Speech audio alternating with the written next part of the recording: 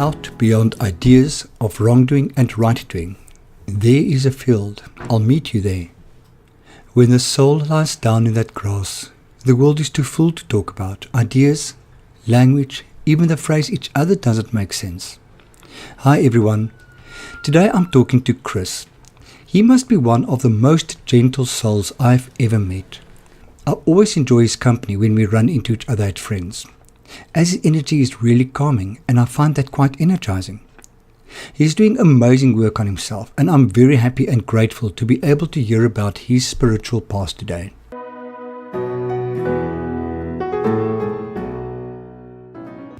Good afternoon, Chris. How are you doing? Hi, I'm good. And you? Thanks for inviting me. You are very, very welcome. It's actually not me inviting you. Well, it is me inviting you, but it's me being the grateful one for you doing it. Thank you very much. I so love your space. That's beautiful. Yeah. I mean, look at that.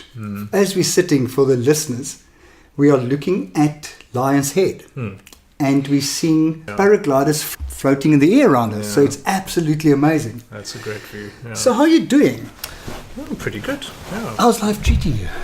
It's been good. I've been in quite a good space lately. I've been feeling okay about things, okay about myself, which has often been a struggle for me, as I think it is for a lot of us. For a lot of us, indeed, yeah.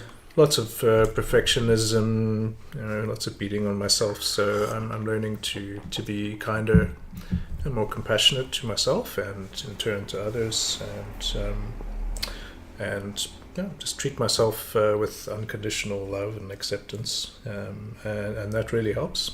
Awesome. And I can get on with things as to the best of my ability. Yeah. How long have you known each other now? Since the first time I met you was when I was still in primary care, and that was in July 2010. Is it that long ago already? Yeah. So it's 7.5 years. Yeah. I think at that time you were about 6 or 7 months clean. Okay. And you came to do a share. Oh, wow. Yeah. Okay. I remember well. Yeah. Yes, I actually shared at a treatment facility last night, not close to us, but in Stellenbosch.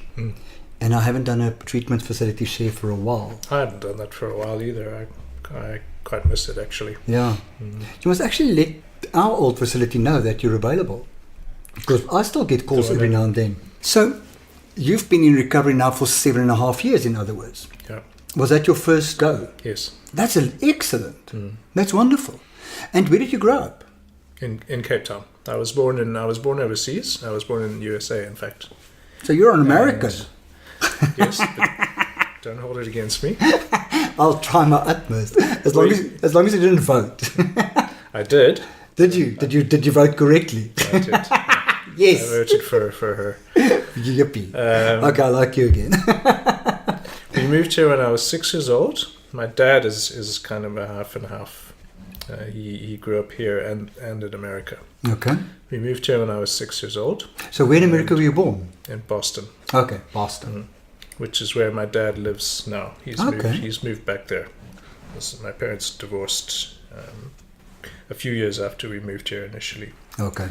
And I've pretty much lived here ever since. I lived in Boston between the ages of 19 and 21, and that was 1989, 91. Okay. And I moved back here in 1991, and I've pretty much been here since. Okay. What did you go and do in Boston? I wanted to move there permanently, and a lot of it had to do with the political situation here. Okay. And I found a university that I quite liked, and I was accepted, and it was quite a small, relatively small school of about 3,000 undergraduates. Okay. And I ended up going there for a year, but what actually happened was I started to become quite confused about where I wanted to live, particularly when things started to change here. Okay. Which happened quite soon after my arrival there. So it was a bit of a... That was bad time. Yeah, it was a bit of a dilemma for me. And I actually ended up coming here for a kind of a holiday, which turned into a 6-month stay. And then I went back to the US again. And during that time, when I was back there the second time, I struggled quite a lot and eventually decided that I would rather live in Cape Town, particularly as things were changing and opening up. So yeah, I made the move back in 1991. Cool, welcome back. Thank you. I always say, once you've had the African soil under your feet, you're going to struggle to fit in anywhere else. So where in Cape Town did you grow up? Initially in Rondebosch and Claremont, Kenilworth, and then spent a few years in Observatory, and then moved here to this flat here in Gardens, and went to school down the road at Cape Town High School. Oh, cool. Yeah. Oh, wow. God, so you are as local as you can get. That's right, yeah. Wow. You don't get a lot of those. Yeah. So parents got divorced around your primary school time? Yeah, 10 years old. Okay. And in terms of growing up and having a sense of spirituality or religion or whatever, what was your exposure? My parents are very non-religious. Okay. And pretty skeptical or dismissive even of religion, or particularly of dogma, at least. But even talk of spirituality would make them kind of bristle a bit. I think they're just not interested in that kind of thing. Me, I never tended towards any kind of religion either. In fact, I found it to be quite hypocritical in many ways. Okay. But there was a need for a kind of I suppose it was a bit of a yearning. It was a need to find meaning in life. Yeah. To discover, to seek answers, and to try and feel comfortable as well in the world, which was something that I certainly struggled with. But I found that and this is still applicable today in my recovery and spirituality and recovery, I found that I would gear towards a lot of, should I say, tangible things, or things that I could perceive that exist in the world, like nature, living in a beautiful city. Yeah. But also part of my spiritual journey initially was my discovery of my drug of choice, which was weed, cannabis. Okay. They don't call us a Cape of good dope for nothing. Yes, true. And I started that when I was about 17, 18. And before, You were actually a late starter. Yeah. And interesting enough, I never used to drink alcohol. I never liked alcohol. I was able to avoid succumbing to the peer pressure that usually happens around that age, 16 or so. So I didn't like alcohol, but I continued to feel, kind of like an outsider. And I struggled with depression. I got diagnosed with clinical depression. Okay, self. My parents... From an early age? I can't remember exactly when, but it was probably around early teens or mid-teens. And I went through different forms of therapy, which were all quite helpful. My parents were quite liberal and very understanding. They weren't pushy in any way. They wanted me to learn, to figure out things for myself and learn things for myself, which was good on one hand. But on the other hand, I also found that I became excessively self-reliant, as I think a lot of people who succumb to addiction do. But certainly the using initially was part of my journey, because it certainly did allow me to blossom a bit, to open up more, to feel more comfortable in life, to deal with depression. But it very quickly became an all-day, everyday thing within a few months, actually. Oh, wow. And then that lasted for the next 20-odd years before I got clean. But I certainly still remember during that time an increased need for just an appreciation of life and the universe and beautiful things and relations between people, friendships, love relationships, and the importance of that. So I guess, I've always seen it as a almost a kind of a Zen philosophy, but a lot of it has just been about seeing the universe and existence for what it is, and looking for beautiful things, but also accepting that not everything is I'm not going to like or enjoy everything, and that's the way it is, and I can accept that. But certainly my struggles with perfectionism and self-centeredness and making things about me, that went on for many years. I wanted to be a good person. I wanted to follow what I now understand as spiritual principles of the program. I always wanted to, and I found that it was just such a struggle for me, and that was very frustrating. And I didn't want to, become a kind of a born-again religious person, because that just didn't work for me. It freaked me the fuck out. Yeah, exactly. Yeah, the dogma, the kind of, they're just the idealism about it. I mean, I was enough of an idealist as it is, but that whole kind of, now you are saved and everything is fine and hunky-dory. That just doesn't work for me. My father became born again at some stage in my life, and it was freaky.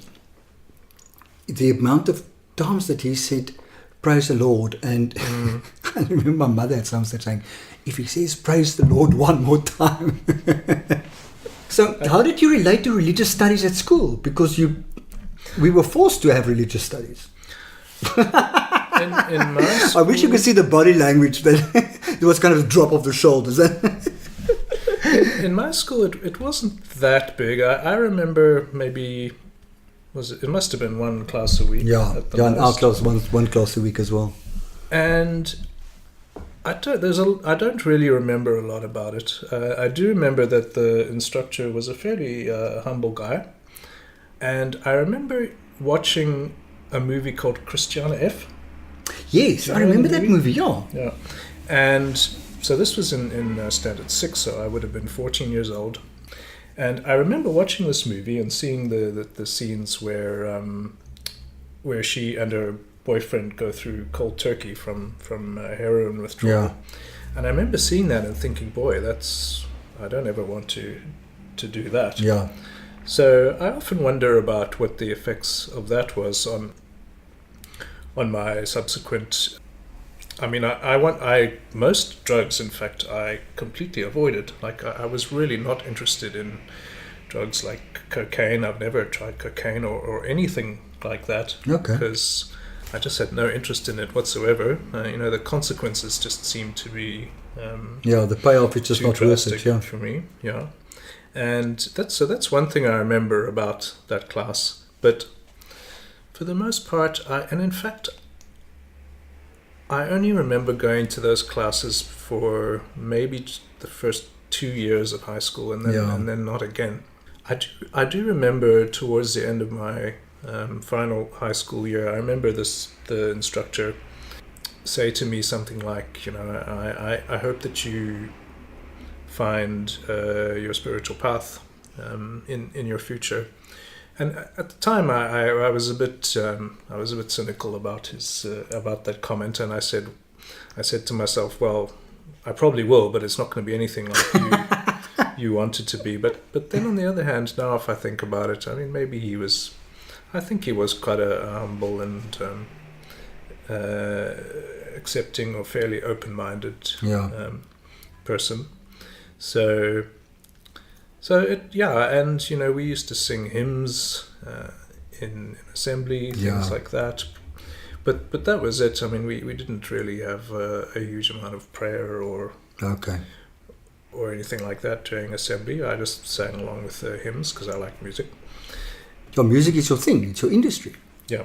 Okay. And that's always been probably my first love, that and cats. And in fact, both music and cats are animals, but especially cats are an important part of my spirituality. Okay.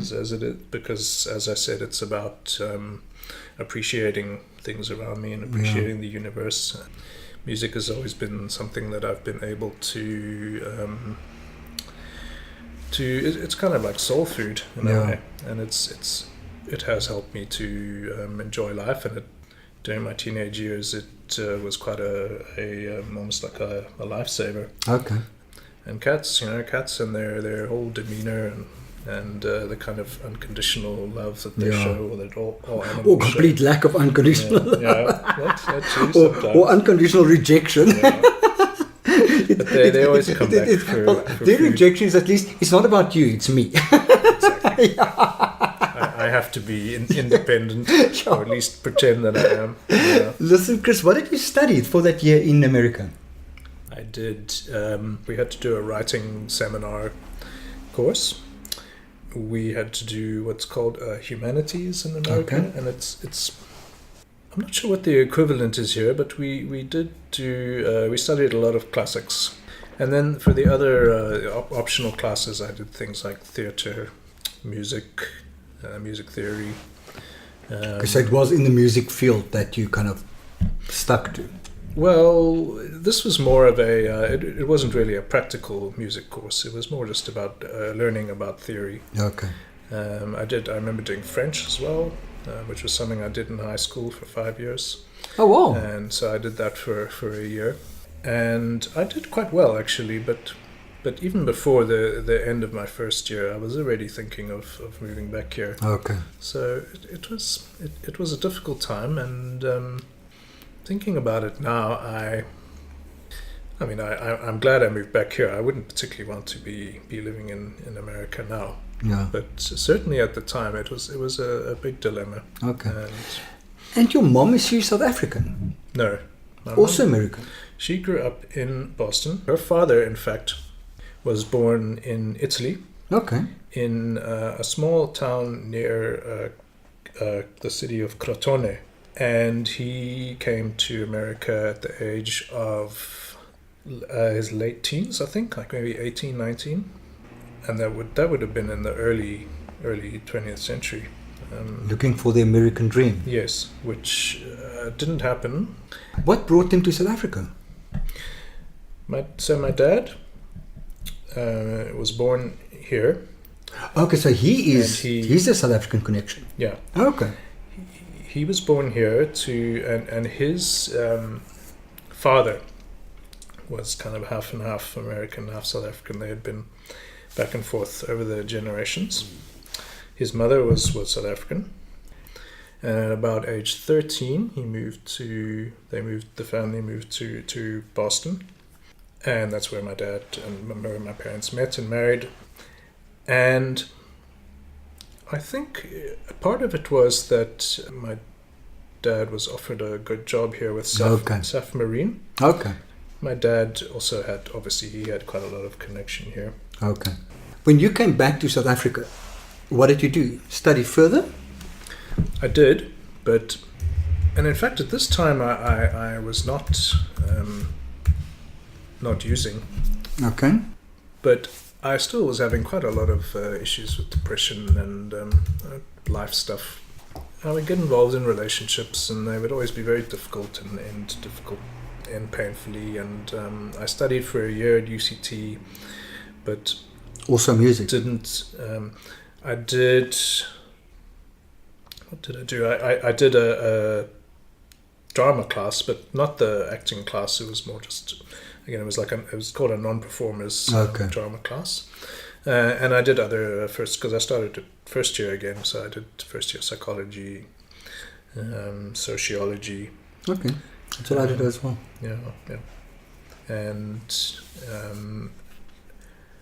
I eventually continued studying at UNISA after just spending 1 year at UCT, but I have still to this day not finished an undergraduate degree. Okay. Because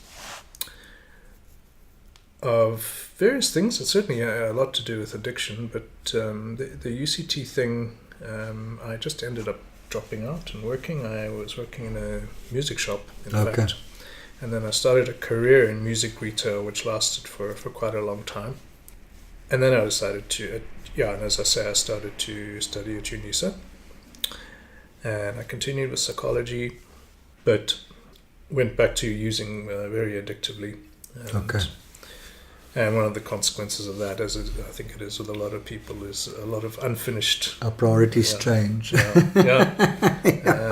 So your priorities change somewhere along the way. Yeah. Well, certainly a lot of, like many other things, it was like something that was started and left unfinished. Yeah. But I think that as it is with addictive Yeah. using, it's not sustainable really, that lifestyle. And you DJ as well? I do, yeah. Often, or is it just a hobby? It's not a regular thing. I do get invited to events by people that I know on occasion. And a lot of that is through my... I've had a job at Mabu Vinyl for the last few years, and now it's down to just working there once a week while I run my importing business from home. Okay. What's that called? Music Source. Okay, yeah. Cool. So people that I've met at the shop and got to know have asked me to DJ at some of their events. Okay. For example, there's a couple that I know who put on an event once a month called Future Nostalgia. Okay. And sometimes they have live acts, sometimes DJs, and they've asked me a couple of times to play for them, which is always good fun. I play with records, only with records. It's because it's just great fun. I love to mix with records. And so records is also, vinyl is your passion. Yeah. Records has also been something that I've started to collect again. I think I started again about 10 years ago when I started to realize that I actually prefer the sound of vinyl to CDs. After... Now, the collection in that room next to us, is that your professional collection to sell? Some of it is. But no. Some of that is for sale, for distribution, because that's what you do. You import and distribute. Yeah. And how do you market? I have I started out by contacting people that I knew were collectors. Okay. And that was from contacts that I've made over the years. And I've got customers through Mabu, and that's perfectly okay with Mabu. They don't mind. Okay. Because it's really a separate business. I do new vinyl and they do secondhand. So. Okay. So that's fine, and I pay them a little commission as well. Cool. And friends of friends have come to me, and I've got quite a nice customer base, and I've got a number of people who are crazy collectors like me, and so they order plenty and they keep me going. But in terms of online marketing, I have a website, but it's still kind of in the process of getting going. And in fact, in general, with this business, it's not something I've done before. It's been very slow in getting things together, and that has a lot to do with my own struggles with confidence and struggling with feelings of inadequacy and so on. But I'm learning as I go along, and it's quite hard to get to all the work that I need to do. So it's taken ages to get this website ready. But I think once it is ready, it should help with getting quite a lot of customers. Are you on Twitter? No. Not? No. There's a guy on Twitter called Aidan Hatfield, and he is a depression sufferer, and his company is called Music We Trust, and it's a clothing range, and for everything that he sells, 50% of the profits go towards a depression support NGO. And it seems as if he's doing amazing work. That's great. And the interesting thing is that he doesn't take antidepressants. He uses music to support him through his depression. That's very interesting. I should have a look at that. Definitely. Aidan Hatfield in Music We Trust. Is he based in South Africa? Based in London. Okay. Yeah. So I ran into him on Twitter. So I'm following him on Twitter. So that's interesting. Yeah. I mean, I've taken antidepressants for the last 10 years or so. And I remember initially I was quite reluctant to start on them. Me as well. But I did. And they did help initially. It's a mixture of concern, possibly a bit of cynicism about the pharmaceutical industry, and getting hooked on their drugs, but also at the same time recognizing that I am somebody who has this condition, Me as well. It's clinical. It's a medical condition, and probably is also related to a chemical kind of imbalance. Yeah. So there is the need for these meds, or at least that's how it seems. Okay, so back to your spirituality. So during the 20 years of your using and working with music, were you on a spiritual path? Was that something that you were aware of? I still adopted the same kind of Zen philosophy. I still felt that I was seeking answers, or seeking a kind of serenity, I suppose, although I wouldn't have used that word then. Yeah. But it was pretty similar to what I had always been doing up to then. But at the same time, I was really struggling with a lot of the issues, or that we would call defects or shortcomings. Unwittingly, I probably thought that this is what everyone struggles with, the same kind of issues. And still continued to, as many of us do, still continue to feel quite out of place, and struggled a lot with self-esteem and inadequacy and so on, and a lot of self-loathing, which was based on a kind of perfectionism. So I Just found never that- good enough, Yeah. just always falling short of your own standards. Yes, which were impossible to reach. And I found, like I said earlier, I found that I always wanted to do the right thing. I always wanted to be kind and loving to other people, and I couldn't. And I never really knew why, and it was very frustrating for me. And it's really only, and thank goodness for the program that I do now, because now I am actually finally able to behave according to the spiritual principles of the program. So live the morality that you wanted to live all along. Yeah, exactly. Cool. When I was using, I became very isolated in many ways, and quite insular. If I had a romantic relationship with somebody, I would always be quite emotionally unavailable. But also I would struggle with a kind of a controlling nature, these control impulses, a manipulation of my partner, but also just I never really quite accepting them as they are, wanting to mold them a bit. And I could see myself doing this, and I thought, this is not what I want to do. Why am I behaving like this towards somebody that I should be respecting and accepting and loving? And it really used to frustrate me, and my self-loathing would go crazy. And if I hate myself, it's very hard for someone else to love me. So I recognize this need or this desire to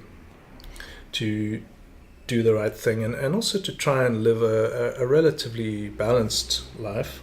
And that is something that I almost took inspiration from the universe for, the yin and yang balancing forces that hold everything together. And that's also something I could never quite get right. I also believed that, well, at some point I'm obviously just going to get tired of using, and I'm just going to stop and so on, but that also never happened. So I never quite was able to get into balance, and it's something I still struggle with today. And my particular drug of choice meant that I was pretty lethargic. I lost a lot of motivation or zest for life, and things really just started to get worse and worse. And I had a very long, drawn-out rock bottom, I think, which lasted several years, during which, and it was not knowing about the nature of the disease of addiction, trying to stop on my own, not being able to, trying all kinds of things, cutting down, and not only would it not work, but I would always go back to all day, every day, and I couldn't understand why. So it was it was a difficult time. It was a time when I wanted to follow a spiritual path, which wasn't necessarily a kind of a mystical thing, more of just a day-to-day life on life's terms thing, where I do what I need to do. I'm a responsible being, but I have an appreciation for everything around me, and I feel like I'm part of this universe, this process. But that was hard to. It was hard to feel that way, and especially when I started to become more and more isolated towards the end of my using time.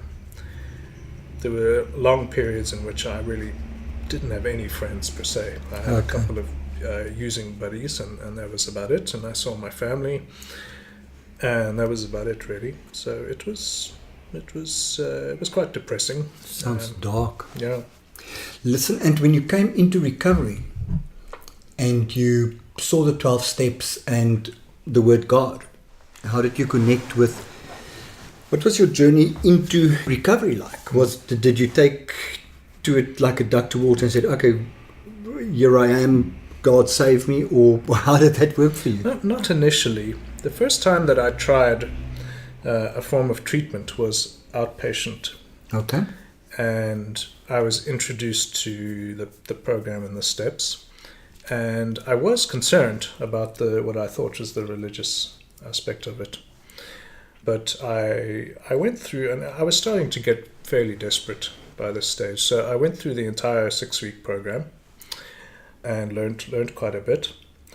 But it didn't work for me because I wasn't ready to. I actually wasn't ready to abstain. When I was told that I had to stop completely and that was it, I wasn't ready to accept that. Okay. That took me another about 9 months or so. And then I went to inpatient care. And by that time I was desperate, and I was ready, and I was prepared to do what I needed to do. But there still was a concern that I was going to have to adopt some kind of what I saw as a religious philosophy, or at the very least that I was going to have to start believing in something, some deity or some entity. But actually, I don't. Okay. I was, as I said before, I was excessively self-reliant for many, many years, and I wanted to have all the answers and get it all right. I had this need to be right as well, which was just based on a kind of a need for security or safety or things to be, to make sense in my head. And I believed I had all the power I needed to stop using, for example, but clearly that wasn't true. And all I really had to do was just move away from that and say, actually, I don't have as much power and knowledge or answers as I think I do, or even as I need to do. And I never wanted to adopt another philosophy of life. It just seemed like a crutch to me.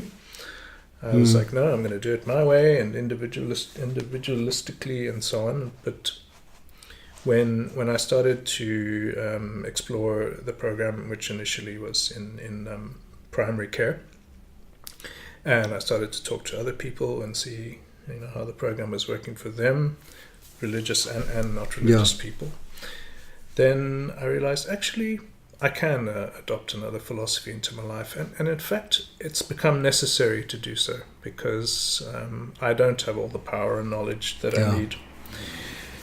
So a power greater than myself has essentially been me plus anything else that can help me, which is the program, sponsor, fellow people in recovery, meetings, spiritual principles, but also just the universe. It's kind of like Douglas Adams, life, the universe, and everything. So it's never been about a particular entity, and certainly not one that is an interventionist, sticks his hand down and fiddles with things here. I tend to believe more in my own agency where that's concerned, but recognizing that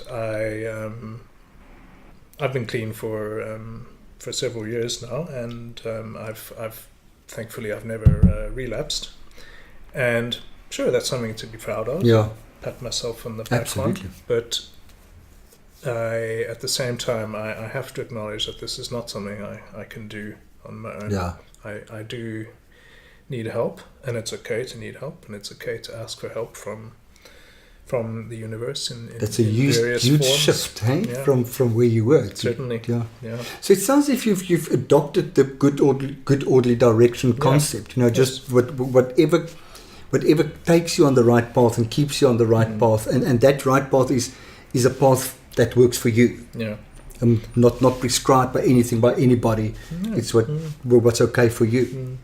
And I think that's the great thing about the steps, and that's why it works for me and many other people, and can work for anyone, really, which is a fascinating thing to think about. I mean, how many other things, programs like that are there out there that really will work for anyone? Absolutely. And can quite easily be adapted to suit one's needs. And that doesn't mean that, things don't change along the way or evolve, as they certainly have for me. And I see it as a good orderly direction and a kind of a question of karma. It's quite obvious that if I do this thing that's unhealthy for me, it's going to have these consequences. And also, having said that, it is at times it is very difficult for me to do the right thing, especially when it comes to looking after myself, and that is something that I'm trying to work on, and it means that I have to develop more of a willingness and more of a sense of self-worth and love for myself. But certainly looking after myself and my health has been quite difficult. When it comes to interactions with other people and emotional connections or expressing myself emotionally, I think I've made quite a lot of progress in that area. And I also go to therapy. I go to therapy twice a week, as I have done for many years. And Fabulous. Yeah, and the person I go to is in fact somebody who worked in the treatment center that I was at before I. Okay. Nikki, you know Nikki. Yeah. Yeah. Oh, cool. Yeah, she's great. She knows me well, and she is a very empathetic person. She really is lovely, and she's helped me a lot. So that's part of your taking care of yourself is getting therapy. Certainly that part of it, Yeah. and learning how to engage emotionally with other people, and also to try and do the right thing where other people are concerned, and if I get it wrong, then apologize or promptly admit, as it says in the steps. So that area has been I've made more progress than in that area than I have in, say, the physical part of the looking after myself part. I've been able to, for example, I've been able to change my diet because my dietary needs. For example, I was told that I have quite high cholesterol, so I've been able to reduce my intake of animal fats, dairy, and stuff like that. But things like exercise, sleeping pattern is a struggle for me. I've always been a night owl kind of person, and it's been very difficult for me to. Are you serious? Yeah, to have a regular sleeping pattern, particularly because I don't have to be up at a particular time.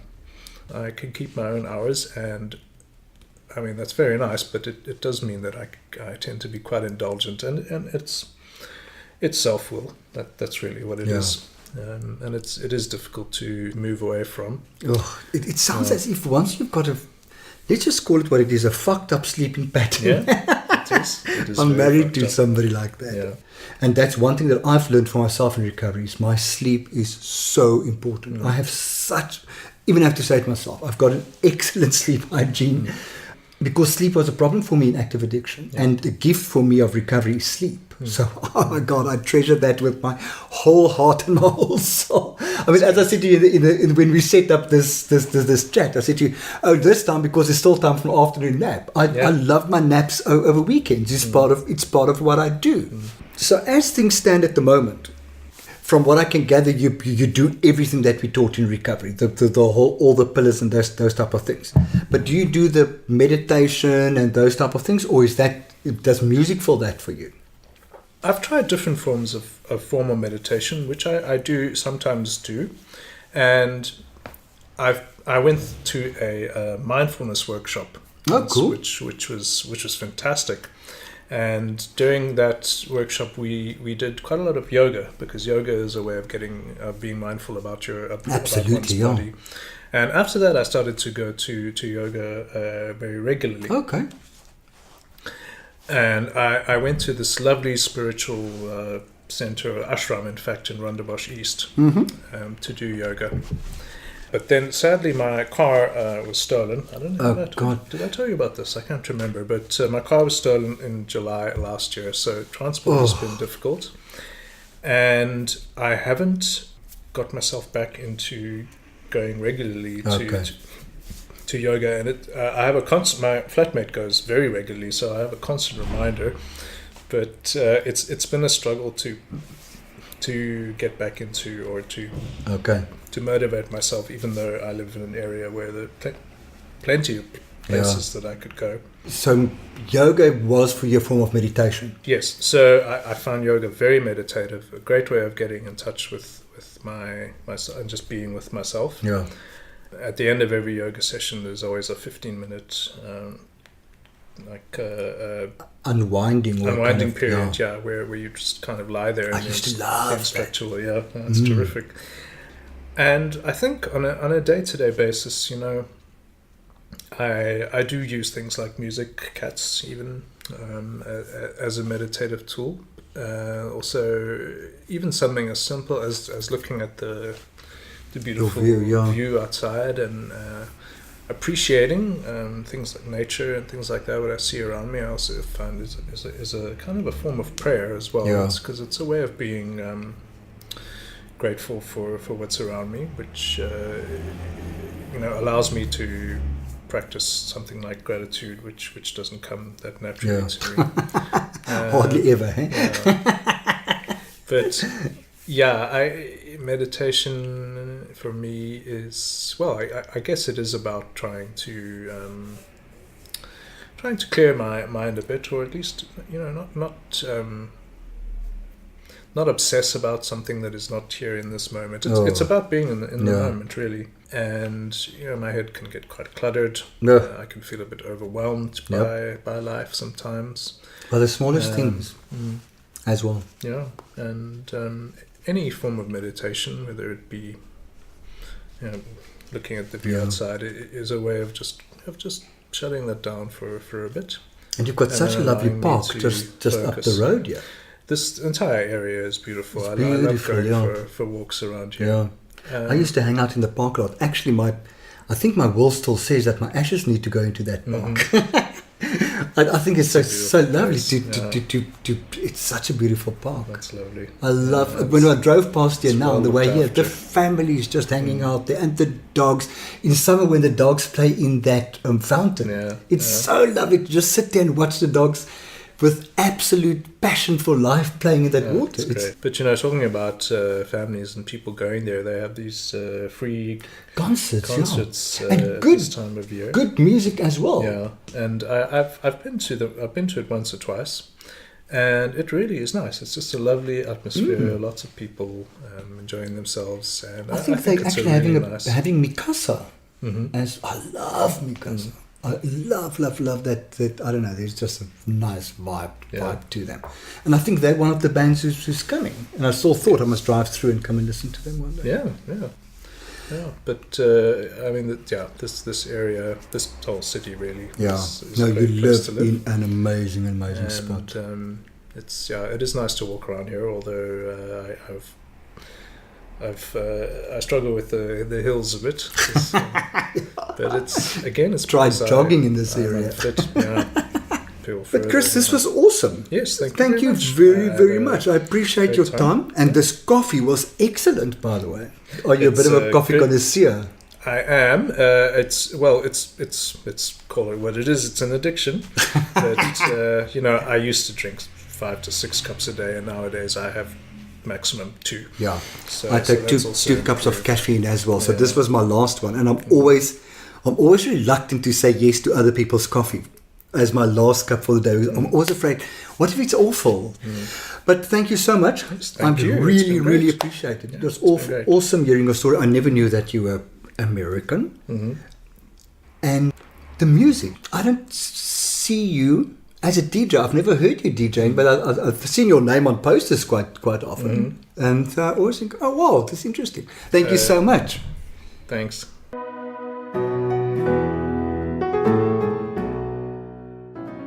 I so enjoyed this time spent with Chris.